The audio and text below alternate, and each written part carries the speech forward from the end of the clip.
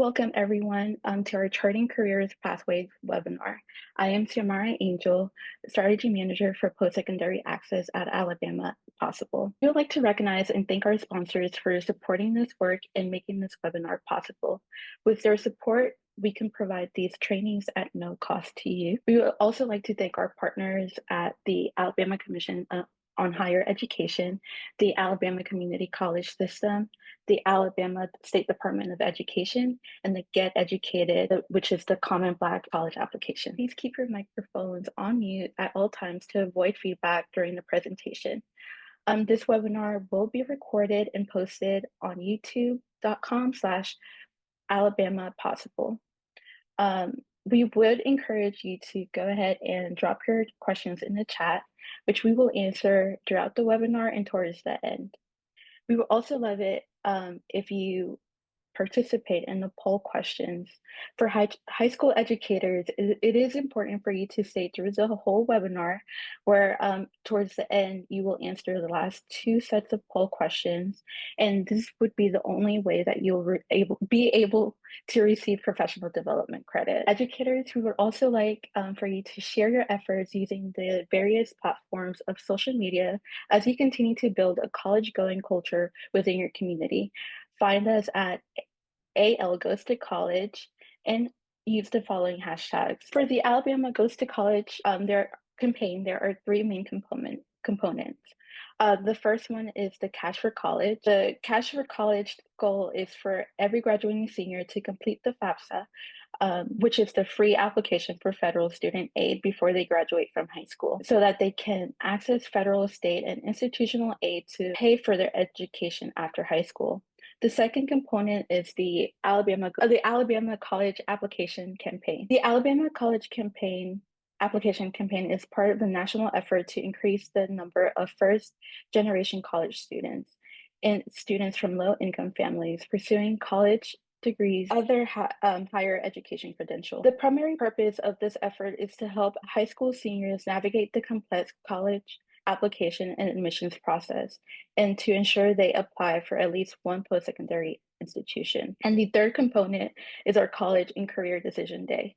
The College and Career Decision Day celebrates students committing to pursue their education past high school, whether it is to obtain a 2-year degree, a 4-year degree, a certification, or industry recognized credential, entering the military, or pursuing a skilled trade. We would also like to remind about the College Application Week, which is February 24th to the 28th. Get started with our conversation today about career pathways. We would like to take a moment to review part of the Alabama Career Development Model, which was introduced by the State Department of Education on October 2022. This model provides targets by grade level as early as elementary school, as well as suggested instructional strategies to meet these goals. Right here, we have focused on targets for grades 11 and 12. These targets include Target 1, to continue to encourage students and parents in the 16 career clusters. These clusters include business management and administration, human services, agriculture and food, natural resources, in addition to government and public administration, just to name a few. Target 2, to continue to build career pathways through the academic, subject matter, and leadership experiences. Target 3, continue to build knowledge about careers, education, and employment opportunities. Target 4, encourage students and families in out of school activities to support career preparation. Target 5, update and utilize career planning assessments to finalize post-graduation plans. Target 6, assist students in course planning and continuing to acquire knowledge about career, education, and employment opportunities. Target 7, the final review and updates to the personal education plan of study to meet the student's current career and educational goals and interests. You will have access to these targets and the strategies at the link provided in this slide. The PDF version of this presentation will be sent out to you in the follow-up email. What strategies do you currently employ? Which one of these strategies do you think students find the most meaningful path to their career goals? And now I would like to present our guest presenters. I would like to give them a warm welcome. Matt Heaton, from the career readiness. He is the career readiness manager from the Alabama Community College System Innovation Center.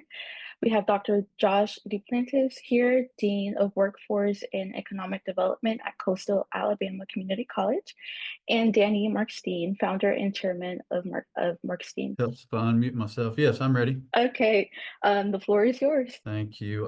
Good morning. Like she said, I am Matt Heaton. I'm the Career Readiness Manager for the ACCS Innovation Center. You are going to get the Cliff Notes version of my normal spiel, but if you got any questions, comments, throw them in the chat, or my contact information will be listed on here towards the end. I need to tell you next slide. There you go. So the Innovation Center does fall in under the ACCS umbrella, and then we develop the Skills for Success courses. We act as the library for all 24 of the community colleges to run our courses in their local high schools / communities. Again, out of the 24 community colleges, there's 130 plus locations. Factor in all the school systems that the colleges have started working with for the CRI opportunity. I think you'd be far-fetched to find a white spot on this map if we mapped out all those school systems and high schools running our courses. Our training is at no cost, free. So I know that helps your career tech and CRI budget if it's not costing you anything. Two components to the courses: an online self-paced interactive learning, and then once you complete that, there is an in-person lab. Depending on the course, it could be 1-2 day, and of course CDL it could be 2 or 3 weeks. But once you complete that training, of course, if you're in the proper career cluster / program, it would count as your CRI. You'll also get the ACCS credential and a certificate of completion from your local community college. How the courses are built: all of our courses, there has been a justifiable statewide need from business and industry. And we gather that and we start customizing training development with the help of the professionals in whatever field we're creating that course for. We develop that course implementation through a pilot program at one of the community colleges, and then it's ready to roll out statewide for anybody that lives or works in the state of Alabama can take these courses. So a little data, actually a couple of days ago, this updated by just a little bit, but our total school system served through the community colleges is up to 114 school systems, and our high school career tech centers currently sitting at 262. A little bit of the numbers I won't go into great detail, but they have continued to grow each year. That 24-25 number, that was actually at Halloween. So running those numbers again, we probably surpassed the entire 23-24. But the more we're able to speak about it, and the community colleges also speaking, putting the word out there about the Skills for Success. Again, the free part does help because you don't, at the school systems and that level, you don't have to worry about budgeting on how much do we need to spend on whatever course to get your CRI, because because of the legislation money, we are able to provide that to you at no cost, and currently operating at about a 75% completion credential rate. So that's good from our end to see that high of a number. Current courses, this is our what, anything from CDL to your hospitality and tourism, heavy equipment, your health science with mental health worker, community health worker, ambulance operator. For the upcoming school year, for your career clusters and programs, customer service was a big add. That one's been added to your cosmetology and barbering, your education and training, and things like that. So that was a ask from us on what do we have for those type of fields. But the customer service, you can be a really good educator, but if you don't have good customer service skills with the adults in your building and the parents that are contacting you, holding down a job could prove to be difficult at times. Coming soon, I believe everything on this list is currently in the pilot stage. Most of them waiting on pilot number 2, and then they're ready to roll out. Everything on this list in some form or fashion has been attached to the CRI list for the 25-26 school year.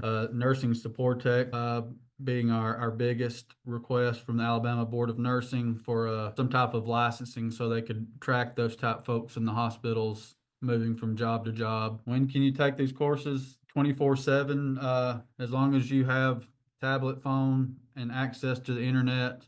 Again, the online portion is self-paced, so you can do it at your own on leisure. Funny story, we still leave the deer stand picture in the middle, but early on there was the gentleman that was taking a heavy equipment course, and his skid steer lab was coming up that following Monday and Tuesday, but it was also the last weekend of deer hunting season. So he was bound and determined not to miss either one, so he completed his online modules in the deer stand while he was attempting to hunt. But did make the lab and credentialed on the skid steer the following 2 days. So again, if you've got internet access, phone, tablet, laptop, you can access the online portion and take these courses. Redundant slide, those are your devices. Why?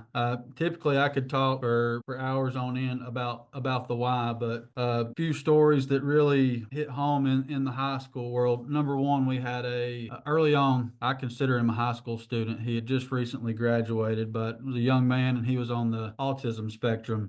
His mom had reached out that he was interested in taking heavy equipment skid steer course, and what kind of was concerned about his tics and what might make him uncomfortable. So I asked, can dad go through the course with him? And he's like, absolutely. If you live or work in the state of Alabama, you can take the course. Well, if you know anything about someone on the spectrum, well, this piece of machinery, skid steer, wound up being this young man. That was his tick. Like the skid steer really hit home with him. And after that, it was 24/7 skid steer. Well, and he did a great job. He wound up getting hired by a local asphalt company, working a 40-plus hour job, keeping the asphalt milling yard cleaned up. And once this young man found his niche, if a piece of anything fell off one of those trucks, it went back where it needed to. That's one of our why stories. And another one that I would share with you would be, as far as the CCRIs and the CRIs, we're attached to certain things for specific reasons, and whatever's in that curriculum justifying which one of our courses kind of fit there. But I had a story last year in the Tuscaloosa area. Had a young man stop by the table. He said, I don't need any of your swag or anything, and I just wanted to say thank you. I was like, well, yes, sir.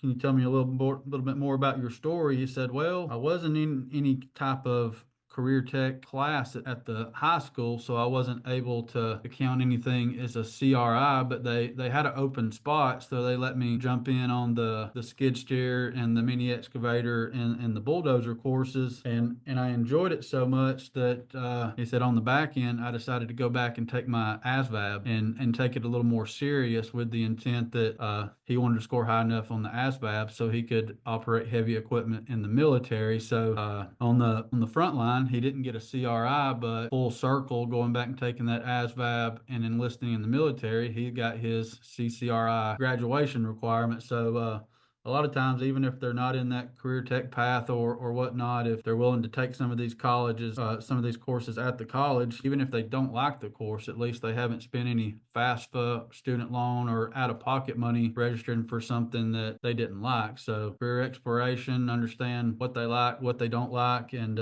with the help of business and industry and the community college, able to make that connection and finding the folks that are interested in pursuing a career in this. There's some very good paying jobs in these career paths. A little plug for our Innovation Unplugged podcast.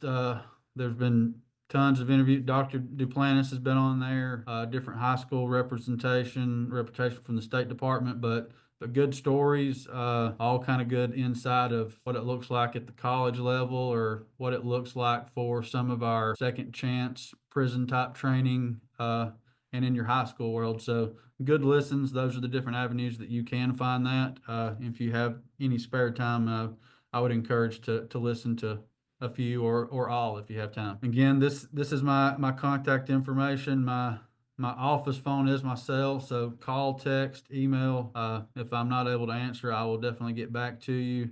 If you are a career coach or someone that is not currently running Skills for Success courses, this QR code on the left is for a K-12 interest form that would allow me to connect you based off of your zip code to your local community college.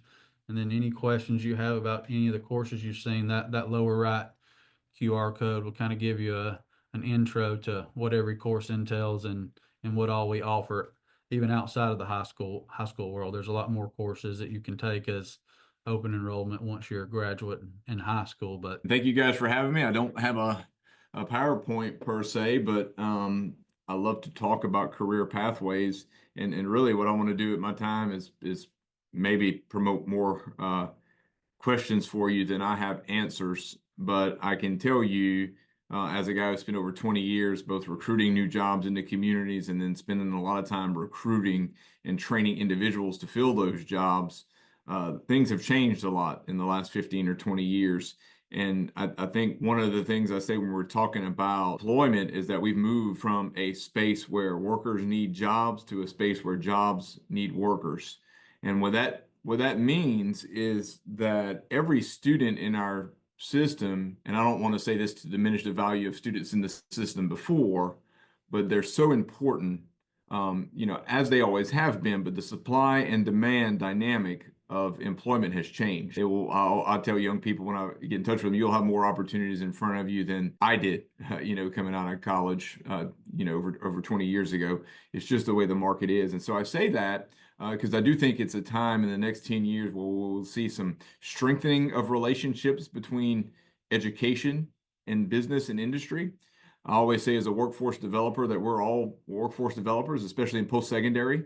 If we believe the research that says most students pursue post-secondary education for a better career outcome, right? And so to me, that doesn't matter if you're given entry-level credentials like Matt's group through colleges like us at the 2-year system or the 4-year system. We're kind of all in that game together. So we've really got to recognize that. And I think our infrastructure really needs to recognize that we're in this space. And so you always think about how do we get there and how do we promote this to young people and what are the steps in the career development process, at least how I see them. And the first thing I think is that we've got to do a better job of making students aware of careers. And I want all you guys to think back about when you were a young person coming up through grade school. What were you actually aware of versus what do you know now as far as the things that people do to earn a living and be a productive member in society? I can tell you, I grew up in a very rural community in deep South Louisiana. I thought that the only option was to go work on an oil rig, period. Just didn't know anything else, right? And a lot of our students find themselves in the same boat. And so we'll never expect, a company to come to a career fair. And we tell that to our companies a lot, right? Like, you assume that people know who you are, but you got to help make them aware because they'll never take another step in the process unless they're aware of what's out there, right? And from there, we've got to expose them. And I know that the trickiest thing about career pathways and workforce is all the different, acronyms and methods and methodologies. We job shadow, we tour, we have apprenticeships, we have pre-apprenticeships, we have CRIs, all these things, where do they fit in some kind of process?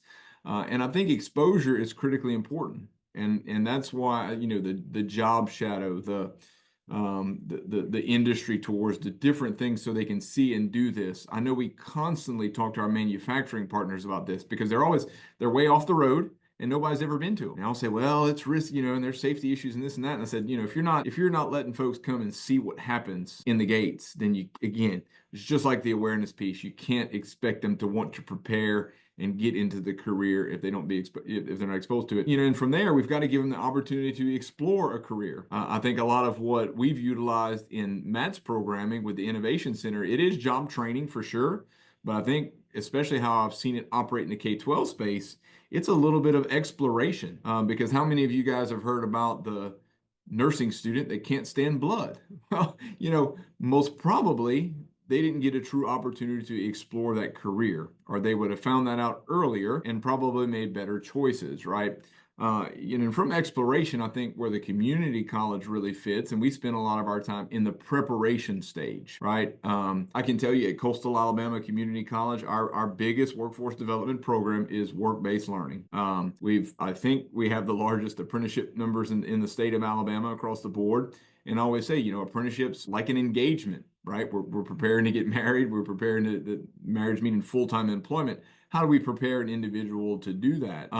But again, preparation is only going to work if we know what we're getting into, we've been exposed to it, and we've been able to explore it, right? So we can make sure those matches happen. I know with this audience, apprenticeships are a little bit of a lure sometimes. And I know I get a lot of calls from our career coaches in Baldwin County saying, how do I sign this student up for this apprenticeship. For us, the sweet spot where the companies want to hire from is individuals that are already in the programs. So I think we've got 32 healthcare partners for nursing apprenticeships right now. Well, the students enter the apprenticeship after the first semester of nursing school. What did an employer want to know, right? That you have been exposed and you know what you are getting into. You are committed to pursuing healthcare as an occupation, right? Our aviation apprenticeships look for students that have already taken classes and are close to that first aviation license. So they want to know that you are in the game, right? That you understand it and you are in the game. And I think that makes, again, the preparation stage a little bit easier. And so that's kind of always my message to our local career coaches and counselors is that, again, help them become aware, do the career assessments to help them explore, put them in the VR technology to kind of help them do the things. That's kind of scattered out through our state. Sign them up for a Skills for Success class, that they can earn a CRI and kind of explore that. All the things that happen there can help drive them in that direction. And that's where they get phenomenal opportunities to prepare and then go into a career, right? And what we're seeing in our apprenticeship programs at Coastal are fairly mature. We're seeing about a 90% retention rate, meaning that they start an apprenticeship and then they finish it. And this year we've been collecting data on some of the first ones that we've started, and we find in that about 88% are at their employers 2 years post-apprenticeship experience. So as I conceptualize that in our role in preparing students for the career, that's a really cool place to be, because now we're driving individuals in our community to quality jobs. And of course, we're helping our industry and business partners kind of fulfill that need, which again is critically important. And it's important because we are keeping our young people in our communities. And everybody really needs to have a laser focus on that, because one of the stats that I've been promoting about 2025 is in America across the board, this year, 2025, is going to be the highest number of high school graduates put into the market that we will see for at least the next 30 years. And I say that because unless we've got some dynamic shift in the birth rate in this country, we're not going to see it. This is it for a very long time. And so we try to help our businesses understand that. And I think it's also critical for our folks in the K-12 system to kind of understand the value of the young people that are coming up. Again, that's not to say that the value wasn't there before, but again, from a supply and demand standpoint, that's always the pipeline, right? That's our next generation. I call that our emerging workforce. And we really are getting to a point where no child, again, not to compare it to the legislation, but no child can be left behind in this conversation. And because our communities and the economy in general, the job market needs them, right? So I always say that's part of it. And again, just to kind of, I find that from a career pathway and a career development standpoint, those things I mentioned, awareness, exposure, exploration, preparation, and then activation, right? Activation meaning we're getting a student into a career, hopefully in the communities that we serve. I find a lot of young people may get one of those, but or two of those, but rarely do we see a system where partnerships exist to where we're bringing young people. And I think the data shows that we should probably start this at least in the 4th or 5th grade, right? And kind of come up through those steps that I mentioned to really be successful. So, again, to kind of conclude and certainly take any questions on that methodology or thought process, I think that you guys on this call should expect more engagement from the business community as we move forward. And that's something that we're promoting to them as well. Gone are the days where you go to a career fair, you don't recruit anybody, and you throw your hands up and say, oh, that didn't work. We're not going to do that anymore. Engagement has got to happen at way more of an intentional level. And we're telling them that your engagement with, again, even us in post-secondary, but especially your K-12 institutions, because if they're engaged there and they can get students to be aware and exposed to jobs that require preparation from us, then we're all much more successful. But we're telling them is that you've got to get those relationships away from just being transactional, right? I showed up at a career fair and I tried to hire a kid, to transformational. And again, I hope you guys are kind of open to that conversation, because I think that framework is going to be more evident in all of our roles in the next 10, 15 years. At least I hope so, because it's creating opportunity for our young people. So with that, I'll stop and kind of pass it on to Danny. All right, y'all. Well, first of all, Xiomara, thank you so much. Manisha, you as well. And Matt, Josh, thank you for the work that both of you guys do. I think it is critically important. This is a very complicated topic to unpack, and I'm just grateful for the work that you guys are doing in your organization. So, Xiomara, you can go ahead and flip. I'm going to fly through some of this, but just to take a step back, and Josh, you kind of spoke to some of this. We have a workforce crisis in our country. It's an abstract problem. You can't really see it. You can definitely feel it. We are behind the 8 ball in trying to deal with it nationally, globally, honestly. But this slide sort of paints the national picture. The bullet on the far right is going to make this pain far more acute. In the next few years, 90% of boomers will have left the workforce completely. And the hole that that is going to create is not something that we are prepared to fill. If you flip to the next slide, in Alabama, this problem is, I actually took out the Alabama stats. I'll just tell you, in Alabama, the problem is even more pronounced. We have a small and stagnantly growing population. We're at 57.4% participation in our state today. And according to Governor Ivey, if we go to 0%, 0% unemployment in Alabama, which means everyone who wants a job has a job, we are still over 70,000 people shy of the open jobs in our state today. That is a cavernous hole. All right, so getting a little closer to the work. So we did this project years ago, like back in 2016. It was a report commissioned by several organizations, from Alabama Possible to Alabama Power to the BBA, United Way.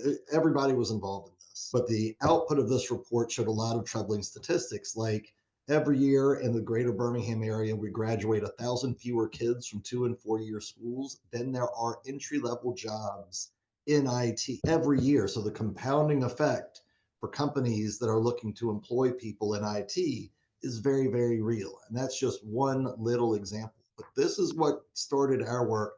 Xiomara, you can flip to the next one, down this path where we have really pivoted our agency's focus to employer branding and workforce solutions. And I'm going to show a little bit of how that comes to life. Talent attraction is really what I'm going to focus on here. Retention is as big a problem. We are operating in an environment where the human resource is scarce. So that means that people can move around pretty freely, even in moments where unemployment ticks up. There's just not enough people. If you want to flip to the next slide, and I won't belabor this, but every industry is having this problem. I mean, accounting is having this problem. We all know healthcare challenges. We have 23 counties in Alabama without a pediatrician. If you're in a car accident too far off the highway in Greene County, there will not be an ambulance that comes to get you because there's no one to drive the truck. That's where this problem begins to materialize. It is very real, especially if you're the one waiting on that ambulance. So if you flip to the next slide, all of our clients, and most of our clients are either large employers or industry associations. All of them have different pathways to jobs. So our goal, and Josh, you kind of spoke to this, is to connect with people, to educate them about these jobs and careers, and to make them aware of the pathway necessary to access it. I also agree that the business community has done a rotten job engaging with the education community for generations to tell them what they really need in a workforce. And that either will change to positive benefits or it won't change and these problems are going to get worse. But every one of these particular clients on this page has a different goal in mind where the work we're doing is concerned. So for the Alabama Trucking Association, our goal is to drive students to register for a credential at a community college to get their CDL. I mean, that's just plain and simple. That is the whole point of that campaign. And all of them are different. And so the way we approach our work really varies based on the goal and the types of people for whom we are recruiting. So this is the Alabama Construction Recruitment Institute. You're probably all familiar with the Go Build campaign. It is, you can go ahead and flip to the next slide. I'm just going to tell you how we do our work. And I think you'll get a sense for what we're trying to do to reach people and educate them about jobs and career pathways. So we do a ton of research on the front end. All of this work was done pre-pandemic. We do research around the people who we think are going to be most interested or motivated to pursue these jobs or career paths. So you'll see at the top of the page, the research yielded 4 personas. You'll note that these personas are based on who someone is. Like, I am a student. Actually, on the bottom right, that is our ad set for students. We designed in Minecraft and actually pushed those ads via Twitch, and it was wildly successful. And that's actually my youngest child because he's cheap talent in that picture. But what I'll tell you is either you're a business or an industry who's serious about solving this problem, or you are not. But if you are not, you're gonna get left behind. And I can't put it more bluntly than that. But all of this work was designed to attract people either to stay in the trades, that's on the far left, we want that person to be proud, or if you're a student, we want you to be hands-on. If you like to build birdhouses as a kid, maybe you'll like to build things as an adult. Pre-pandemic, we targeted primarily that middle bucket, the one that says be more, go build. That was the career changer, because pre-pandemic, we were about 3.5% unemployment in Alabama, but 26% underemployment, people unfulfilled in their jobs, working multiple jobs. So we really wanted to address that population. The pandemic changed all of it. What also happened over the course of the last 6 years, our approach to building personas also has changed. So we no longer develop personas based on who someone is, like I'm a student or I'm a career changer. We build personas based on what motivates a person to take action. That is the first lens through which we see the world. And that does a lot of things too that I'll sort of mention. One, it creates very diverse groups of people under each motivator, because you can have very different people who are motivated by similar things. The other thing that it does, more importantly, it moves that entire population one step closer to the action we want them to take. And that is a big deal. If it's a 10-step process and you remove one of those pieces, that's a big deal. We reach people with language and creative visual to educate them about these careers, these pathways, and to inform them about what they need to do to access them. And it's all based on what motivates you. So if you flip to the next slide, you'll see sort of a video. If you're the type of person who we've identified as a good candidate for the skilled trades, and you want to work in Mobile in the summertime and have access to the beaches, and you want to be in Huntsville in the wintertime, we want to reach you with that message. Like, you can take these skills and transfer them to different geographies. That's how we do this work. And it is much more science than art, to be honest with you. This is our work with the Alabama Trucking Association. As I mentioned, the whole point of this campaign is to educate folks about the importance of trucking in our state, to make them aware that they can be part of a wonderful solution, and to push them to register for a credential at a community college.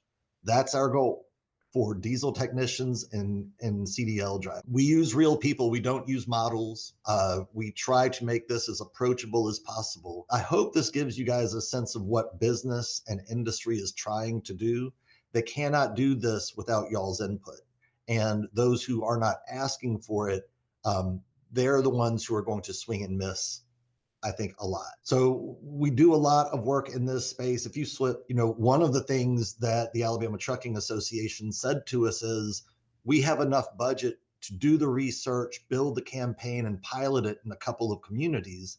And if it's successful, we're going to further invest in it, but we don't have those dollars. So how can we generate the revenue to put towards this particular endeavor?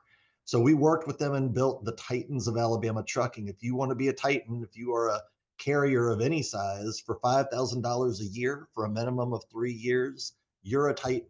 And while that lapel pin is pretty, what it means is you are funding the work that is sort of lifting all the ships in this industry by creating more interest in these jobs and careers. And in addition to funding that work, we're going to use your real people in the creative. People like to see the people they know in the creative. So that was one, I think, pretty nice solution for that particular client. But 1 in 14 jobs in our state is trucking. 68% of the communities in our state are served only by truck. So if we don't have truckers, I mean, you don't have the goods that you need in your community to live your life. It's that simple. We also do this work nationally for an organization called National Tank Truck Carriers, and I'll fly through this one too. For National Tank Truck, we did all of that research, and we yielded 4 personas, and you'll start to see this pattern very quickly. Slide. So there's a ton of work that goes into building these personas, an awful lot of research, and we have actually points of decision under each one of these, so that in all of that research and all of those outcomes, we can see when the provider, for example, what part in the process is he or she going to base their decision on to pursue a career. We also find that we have to undo negative perceptions or false perceptions sometimes that people may have. So I'll just unpack the provider really quickly. That is a person who wants to be at home at night with his or her family. And there are a lot of people who believe as a tank truck driver, you're going to be on the road all the time. It's just not true. So a lot of this work is undoing false narratives that people have in their heads about these jobs. We have found that law enforcement, ex-law enforcement, and former military transfer really well to this career. So we want those people to literally see themselves in this truck and to understand the person driving that truck is a hero, because you're bringing much needed goods into a community so that people can have potable water or baby formula or whatever it is. So this is a critical problem in our country, not just our state. For this particular client, we had to educate folks about these jobs, and then we had to allow them to apply for jobs close to where this association's members are. And so that's what that website was built to do. We've done this work in forestry.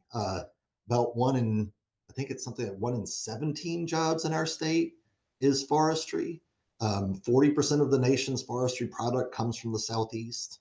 And we have a very strong industry association in the Alabama Forestry Association. So you'll again see this pattern. All of the research yielded personas who want to make a better future for their community, or they want to build a career for their family, or they want to be outside and they want to have a job out in nature. So we wanted to speak to those different types of motivators, and that's sort of how this campaign came to light. We built a pretty cool solution. So it's a job board, and there's plenty of job boards out in the world, but we built this in such a way that the Alabama Forestry Association can license all of this technology to other states and recoup some of their initial investment for building this in the first place, which was pretty, we felt really good about that. We do this work in healthcare.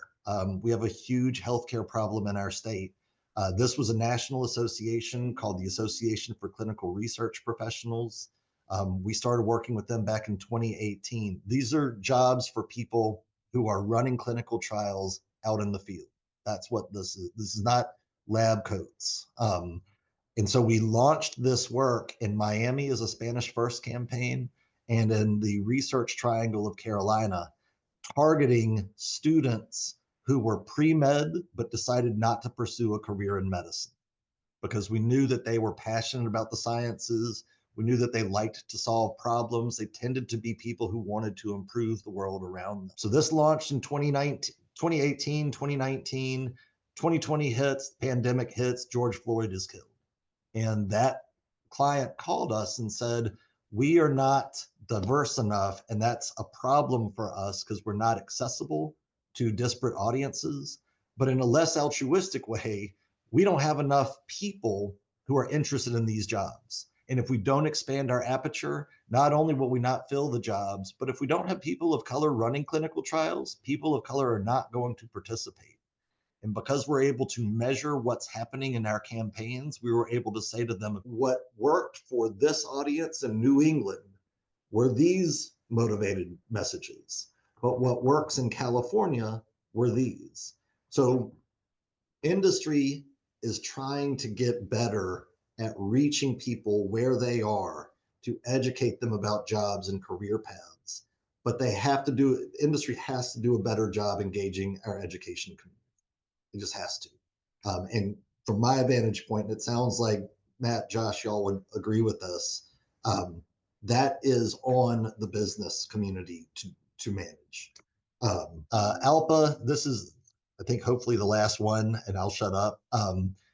The Airline Pilots Association was the backbone support organization for a coalition called Aviation Works for You. You hear about shortages of pilots. It's air traffic controllers, flight attendants, mechanics, engineers. If this problem is not solved, it's not fewer flights out of Birmingham or Montgomery or Mobile. It's none. It's go to Atlanta for a flight. So we built this for a lot of different job types. We were targeting kids in middle and high school. And one of the challenges that this industry has, if you don't reach a kid before he graduates high school, for a lot of jobs like pilots or air traffic controllers, you have missed the window to catch that person. You're too late. So we had to get them earlier, and that's a hard thing to do for a lot of different reasons. One of the things that they said to us is, you need to find a way to put a kid in an engine compartment or a cockpit when that kid has never been to an airport before. It used to be that I was one, standard deviation away from a pilot. My uncle was a pilot. My aunt was a pilot. My cousin flew planes or whatever it is. Those numbers don't work anymore. To give you a sense of how bad the problem is in the military, the Air Force has recently upped its maximum weight for pilots because there aren't enough people. And, the big question that I have is, those planes are built for a certain weight. So, you start to, in a world where the human resource is scarce, you start making decisions out of necessity that may have negative unintended consequences. And we're starting to see more and more of that too, which is just something to be aware of. But to reach kids who had never been to an airport before and put them in a cockpit, we built these really cool videos that were accessible through Google Cardboard. Those cost about $1.90 a pop. So for $1.90, you can put a kid in a classroom just with a smartphone inside of a cockpit, listening to mechanics talk about a particular problem, watching them interact with the components around them. It is actually very easy now with modern technology to interact with those components yourself. So it's a pretty nice solution to put people places where they've never been and frankly didn't know that they could go. So that's, I think, just a few examples. Just some of our 2 cents where businesses are trying to do this, think really differently about communicating with people about jobs and careers. Oftentimes, it's the first time at the enterprise level in a large employer, marketing and HR has worked together, and that can be a challenge. We've also learned what you see on this page, like if you are talking about jobs and careers in any way that is inauthentic, you're going to lose. If you make false promises, you're going to lose. If you hang your hat on just paying more and more money, during the pandemic for 14 straight months, just in the skilled trades in Alabama, we saw 5% month over month salary starts. That is not sustainable. So you have to do a better job and think more clearly about what are the ramifications of the decisions. That I do want to just say, again, thank you to Alabama Possible for pulling this together. And Josh, Matt, thank you for the work that y'all are doing, because I think now more than ever, this work is critical for our state and for our country. And I know that this is sometimes not easy work, and sometimes it's not necessarily rewarding, but man, it is critically important if we want this to be a place that our kids can one day come. Thank you all so much for your presentations today. Do we have any questions in the chat that we need to answer? We do have one. We have one Okay. question, and I think that's for Matt. Question about the skills for success online credentials. For the credential to count for a student's CCR requirement for graduation, can they take the online course credential without having declared a related career pathway? I was actually in the process of typing that up. So a student has to be declared, which that course shows up on their schedule in layman's terms, but during the same school year that school or school system has declared that program. The next question is from Monique. How do we as secondary educators connect with resources presented? Many times we reach out blindly to organizations about collaborating, but without industry support, it seems longer and more tedious. My reaction to that question is pour into the places where it's easiest to collaborate. I mean, that's the best way I can answer the question. You're not going to be, not all industry, not all businesses are going to be responsive, and they're not all going to reciprocate. But I mean, I just mentioned a few industries in our state that are open for this kind of engagement. So go where the action is, and I think others will follow. And I'll follow up on that, on Danny's comment too, to that question, is I think, finding that first win, it never ceases to amaze me, even now with starting new programs. For us, we just started a FAME program, which is a chapter-based apprenticeship program, and have been, hitting our high schools and recruiting those seniors, and just not seeing, and it always seems for me is the flywheel concept. If you've ever read the book Good and the Great, that sometimes it's very, very hard to get that flywheel turning, but once you do, it goes. And so my thing is always, hey, let's get, whether it's a new program or like even with a lot of the stuff that Matt's coming out, it's like, let's get a pilot, let's do something.